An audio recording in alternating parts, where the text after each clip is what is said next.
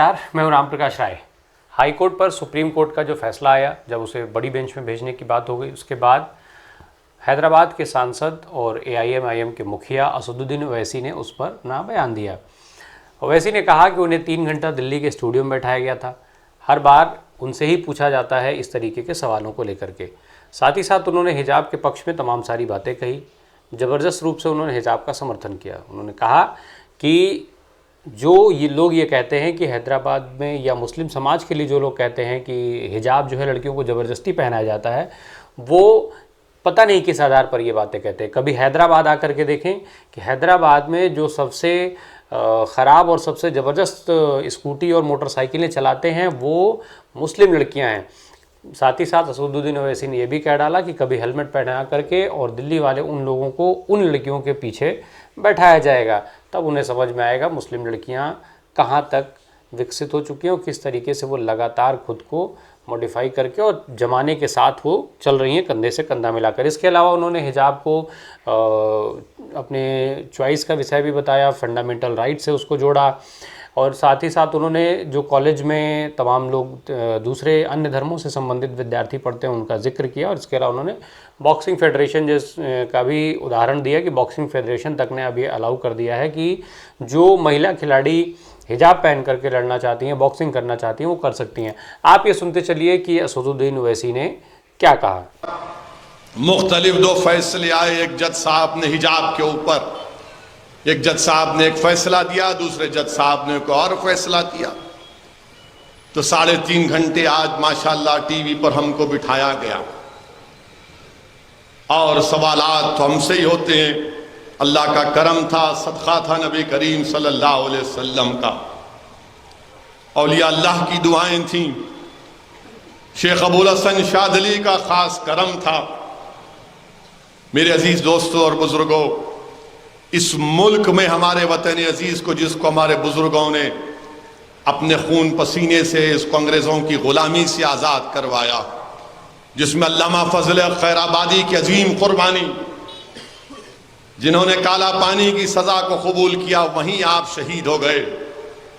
आज वतन अजीज में हमसे कहा जा रहा है कि आपकी बेटियां हिजाब क्यों पहनती हैं। हिजाब के ताल्लुक से कहा जा रहा है कि नहीं, ये तो आपकी बैकवर्डनेस की, पसमानदगी की निशानी है। हम ये कह रहे हैं कि हिजाब पहनते इसलिए हैं क्योंकि कुरान में अल्लाह ने हुक्म फरमाया, और हिजाब भारत के संविधान में, भारत के आइन के मुताबिक राइट टू चॉइस है, मेरी पसंद है। भारत के आइन में कल्चर, राइट टू कल्चर है, तहजीब का हिस्सा है। हम इसलिए पहनते हैं। अगर सर पर कोई हमारी बेटी एक कपड़ा पहनती है तो इसका यह मतलब नहीं है कि उसने अपने दिमाग को कवर कर लिया। मगर ये हमारे मुल्क में बहुत से लोग हैं, चाहे वो RSS की आइडियोलॉजी से मुतासिर हों या अपने आप को बड़ा प्रोग्रेसिव कहते हैं, सब कहते हैं कि अरे नहीं, हिजाब क्यों पहनना। हम उनसे कहना चाह रहे हैं कि क्या हम आपको बोल रहे हमारी तरह शेरवानी टोपी पहनो? क्या हम आपको बोल रहे कि जो हमारे मेहमान मुकर्रिर हैं उनकी तरह लिबास पहन लो? आप लिबास पहनो, जो लिबास आपको पहनना है पहनो, मगर हमारी बेटियां पहनती हैं, हमारी बच्चियां पहनती हैं तो आपको बड़ी तकलीफ। नहीं, मुसलमान अपने घर में बच्चियों को जबरदस्ती करते हैं, बच्चियों को जबरदस्ती करते हैं। कहां करते बताओ? नहीं, वो 6 साल की बच्ची की फोटो है। अरे वो 6 साल की बच्ची की फोटो है, वो पिना दिए होंगे तो अच्छी दिखती बोल के, मगर क्या जबरदस्ती करते? नहीं, आप जबरदस्ती करते। अरे जबरदस्ती कैसा करते? हैदराबाद की सड़कों पर सबसे खतरनाक मोटरसाइकिल और गाड़ी कोई चलाता है तो हमारी बहनें चलाती हैं बुर्के के साथ। कभी इनके पीछे मोटरसाइकिल गाड़ी लेके नहीं जाना आप। नहीं, मैं खुद गवाह हूं उसका। हमारे ड्राइवर साहब को बोलते मियाँ जरा एहतियात से मोहतरमा गाड़ी चला रहे। अब ये लोग जो दिल्ली के टीवी स्टूडियो में बैठ के बोलते हैं, एक दिन इनको बच्ची के पीछे मोटरसाइकिल पे बिठाता हूं हेलमेट पहना के। हमारी बेटी तुमको कैसा चलाती, तुमको पता चलेगा कि कितना जोश जबर उसको किया जा रहा है, कितनी जबरदस्ती की जा रही है। ऐसा मोटरसाइकिल जाती कि सिराते मुस्तकीम है, ना को राइट ना लेफ्ट, सीधा बस। आप बोल रहे नहीं मुसलमान बच्चियों को जबरदस्ती करते, डराते। कहां डराते, कौन डरता आज के जमाने में? क्या हमारी बच्चियां डॉक्टर, इंजीनियर, MBA, MCA नहीं पढ़ रही हैं? भारत को मजबूत नहीं कर रही हैं? नहीं नहीं, ये क्या बात है? अगर अच्छा, अब आप स्कूल में, कर्नाटका के स्कूल में बीजेपी शुरू की है और क्या बोलती है कि स्कूल के अंदर आप जाओ हिजाब पहन के, मगर क्लासरूम में नहीं जा सकते। ये क्या बात है? क्लासरूम में कोई सिख लड़का अपनी पगड़ी पहनेगा, क्लासरूम में ईसाई बच्ची वो क्रॉस पहनेगी, हमारी हिंदू भाई की बेटी या उनकी बहन विभूति लगाएगी। मगर ये अब ये 4 स्कूल को गए, एक ईसाई, एक सिख, एक हमारी हिंदू बेटी, एक मुसलमान की बेटी, 3 क्लासरूम में चले गए, 3 क्लासरूम में चले गए। चौथी के बोले नहीं हिजाब उतारो। अब उन 3 पर क्या सोचते होंगे मुसलमानों के बारे में? ये 14-15 साल के बच्चियां हैं, ये बच्चे हैं, ये मुल्क का मुस्तकबिल है, भारत का मुस्तकबिल है। वो तीनों समझेंगे कि नहीं हमसे कमतर है, इसलिए उससे कहा जा रहा है हिजाब उतारो, इसलिए उससे कहा जा रहा है हिजाब उतारो। मेरे अजीज दोस्तों और बुजुर्गों, ये जुल्म नहीं है तो क्या है बताइए आप? भारत का आईन में हमको इख्तियार है। क्या भारत के फंडामेंटल राइट स्कूल की गेट के ऊपर खत्म हो जाते? नहीं खत्म होते। मेरा फंडामेंटल राइट, बुनियादी हक बाकी रहता है। मैं पहले भी कहा, आज भी कह रहा हूं, बहुत से लोगों को तकलीफ हुई, पेट में दर्द हुआ, दिल में तकलीफ हुई, रातों में नींद नहीं आई जब मैंने कहा था कि इंशाअल्लाह ताला मेरी जिंदगी में नहीं तो मेरी जिंदगी के बाद एक दिन इस मुल्क की वजीर आजम एक हिजाब पहनने वाली मुसलमान लड़की बनेगी, और इंशाअल्लाह बनेगी, आप देखना। इनको बड़ी तकलीफ हुई है, ऐसा बोलते, मला क्यों नहीं बोलना, मेरा ख्वाब है।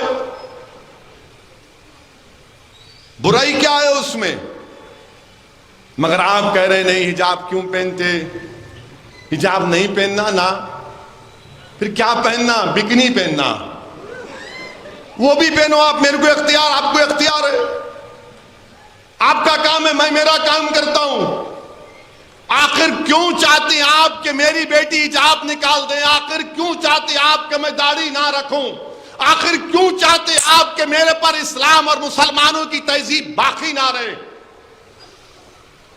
और आपको मालूम कि बॉक्सिंग फेडरेशन ये कानून बना दिया कि अगर कोई बॉक्सिंग करती है औरत, वो हिजाब पहन के बॉक्सिंग का मैच लड़ सकती है।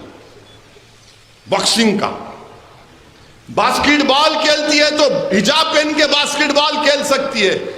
ये इन्होंने नहीं, क्यों पहनते?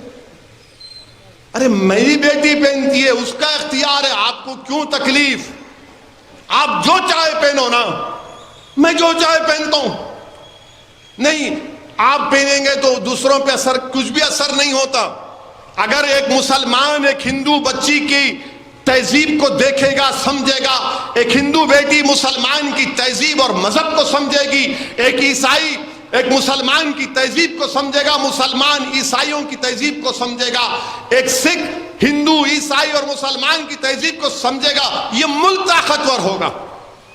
सब बोलते हैं मिल के रहो, कैसा मिल के रहेंगे जब एक दूसरे को नहीं पहचानेंगे? जब मालूमात होंगी एक दूसरे के बारे में तो समझौता होगा और भारत ताकतवर होगा। यही बच्चे कल इस मुल्क के लीडर बनेंगे, इस मुल्क को लेकर आगे बढ़ेंगे। इस मुल्क का मुस्तकबिल ये स्कूल के बच्चे हैं आज। मगर आप इनसे ही कह रहे नहीं हिजाब नहीं पहनते। आज एक सुप्रीम कोर्ट के जज साहब ने कहा, उन्होंने कहा कि मुस्लिम लड़कियों को राइट टू चॉइस है। उन्होंने कहा कि मुस्लिम लड़की जब घर में हिजाब पहनती है, घर के बाहर हिजाब पहनती है, तो स्कूल में क्यों नहीं पहनेगी? ये उसकी डिग्निटी का मसला है, ये उसकी प्रिवेसी का मसला है। जस्टिस धूलिया साहब ने कहा, जस्टिस धूलिया साहब ने कहा कि ये मुसलमान बच्चियों के ताल्लुक से कहा कि कुछ नहीं है सिवाय चॉइस के, यानी आपकी पसंद। आर्टिकल 14 और 19 का हवाला दिया, मगर जो टीवी पर लोग बैठते हैं उनको ना आर्टिकल 14 की फिक्र, ना 19 की फिक्र, ना चॉइस की फिक्र, ना कल्चर की फिक्र, ना राइट टू प्राइवेसी की फिक्र। ने आप नहीं पहनना। तुम याद रखो, हम जब तक अल्लाह हमको जिंदा रखेगा हम अपने मजहब पर चलेंगे, क्योंकि भारत का संविधान हमको इस बात की इजाजत देता है। हम तुम्हारे बोलने पर अपने बच्चों की हिजाब नहीं निकालेंगे, हम तुम्हारे बोलने पर दाढ़ियां नहीं कटाएंगे, हम तुम्हारे जुल्म के आगे अपनी तमाम तहजीब को कुर्बान नहीं करेंगे। मैं बीजेपी आरएसएस के लोगों से कहना चाह रहा हूं कि रशिया था, सोवियत यूनियन था, उज्बेकिस्तान, ताजिकिस्तान, कजाकिस्तान, ये तमाम उस वक्त के सोवियत यूनियन में थे। मैंने मौलाना खालिद सैफुल्लाह रहमानी के सफरनामे में पढ़ा, जब वो उज्बेकिस्तान गए तो उन्होंने लिखा कि आज से 20-25 साल पहले अगर कोई भारत से उज्बेकिस्तान जाता तो कहते थे कि हमको तुम भारत से कुछ मत लो, एक कुरान की कॉपी ला के दो, एक कुरान की कॉपी ला के दो, क्योंकि वहां पर सोवियत यूनियन में तमाम चीजों पर पाबंदी लग गई थी। आज कम्युनिज्म खत्म सोवियत यूनियन में, वही बुखारा, इमाम बुखारी की सरजमीन, वो शाह नक्शबंद की सरजमीन, आज वहां पर मदरसे आबाद है, वहां मदरसे आबाद है। तो आपके फैसलों से कोई फर्क नहीं पड़ेगा। हमारी बेटियां अपनी मर्जी से हिजाब पहनती थी, पहनती रहेंगी इंशाअल्लाह, क्योंकि भारत का आईन, भारत का संविधान इजाजत देता है। कुरान करीम में अल्लाह सूरह अहज़ाब में, सूरह नूर में फरमा दिया है, हम तुम्हारे बोलने पे अपना दीन का समझौता नहीं करेंगे। याद रखो, तुमको जो पहनना है पहनो, हमको जो पहनना है हम पहनेंगे। और फिर क्या बोलते, नहीं ईरान में तो बच्चियां बाला काट रहे। अबे ईरान से मेरे को क्या करना है?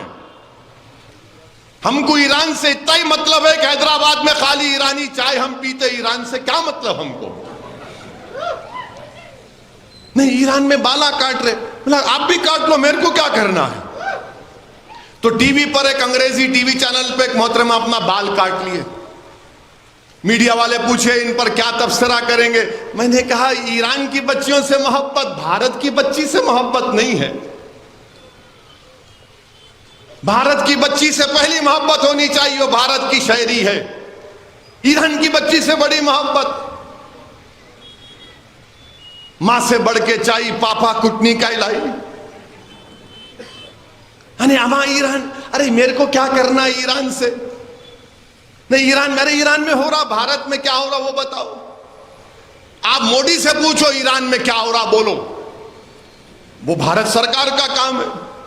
ईरान में जो मोहब्बत, वो फलस्तीन में जो घरा तोड़े जा रहे, वो फलस्तीन में मासूम 10 साल के बच्चों को गोलियां मारी जा रही, बैतुल मुकद्दस के तकद्दुस को पामाल किया जा रहा है। कि तुम्हारी जबानें बंद क्यों हो जाती हैं जब बैतुल मुकद्दस और मस्जिद अक्सा का नाम आता है? अगर ईरान की महिलाओं से मोहब्बत है तो फलस्तीन के बच्चों से क्यों मोहब्बत नहीं? ईरान के महिलाओं से मोहब्बत है तो भारत की बेटियों से क्यों मोहब्बत नहीं है तुमको? ये कौन सी राष्ट्रवाद है, ये कौन सी मुल्क से मोहब्बत है कि ईरान की बच्चियों से मोहब्बत और भारत की बेटियों से नफरत? ये तुम्हारी मोहब्बत है? अरे अगर उनको इख्तियार है निकाब हिजाब नहीं पहनने का, चादर नहीं पहनने का, तो यहां भी बच्चियों को इख्तियार है हिजाब पहनने का। चॉइस अगर वहां नहीं है तो यहां तो है।